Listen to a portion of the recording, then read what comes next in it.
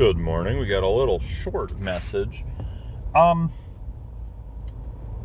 So I'm part of a Facebook group called Dull Men's Club. It has millions of members, and it's just a place where men and women share little things about themselves that are generally, would be considered dull. And today, a guy, I don't know, it sounded like he was probably in his 50s or 60s, shared his passion for theology and how he's read hundreds of books on the subject, and was really excited as you listened to this longer diatribe recording all about how the first word of the Bible should be the word when, and it was a theological and ontological argument about Greek, essentially, and he was really enjoying it.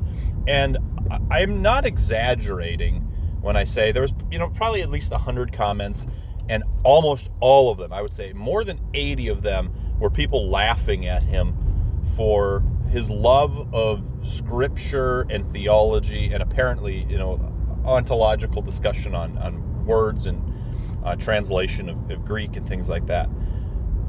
And, I get it. Okay, religion, but especially Christianity, is continuously the brunt of jokes. And it is, for all intents and purposes, it has been made acceptable for people to bash on Christianity, whereas other religions, it's broadly speaking still unacceptable. Like you could come out and you could bash on a Christian for their belief, and that would be fine. And in a court of law, you'd probably get off scot-free. But if you came out and made disparaging comments about Muhammad or Islam or something, and it was brought to court, you would probably lose, and it would probably be a religious and racial argument against you. But that's not the point of this conversation. We're not here to talk about the political side of things. I just wanted to say, people have a lot of things that you will not understand why it brings them joy. And we should, certainly, seek to understand other people and why certain things bring them joy. You don't have to affirm the thing that brings them joy, certainly. But you should seek to understand it. And if you cannot understand it, and so long as it is not hurting anybody else, it isn't robbing anybody else of anything in their lives, let it go. If it actually makes them happy, if they insist that it actually makes them happy, let it go.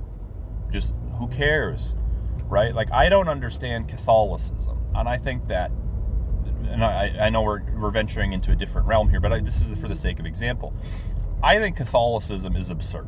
I think that it makes no sense from a religious standpoint. But again, that's via my worldview.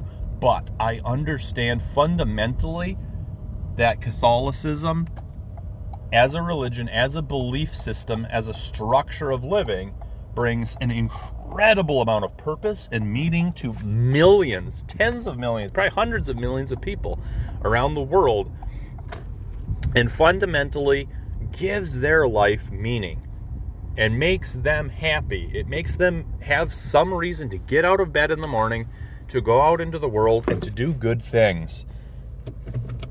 And as such, I don't care. I don't understand it.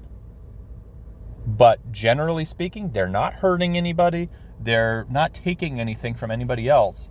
So go crazy. If it makes you happy, do that. That's fine. And that's where that was the thought that I had. You might not understand it, but you should try to not react with derision or anger towards somebody for that which makes them joyous.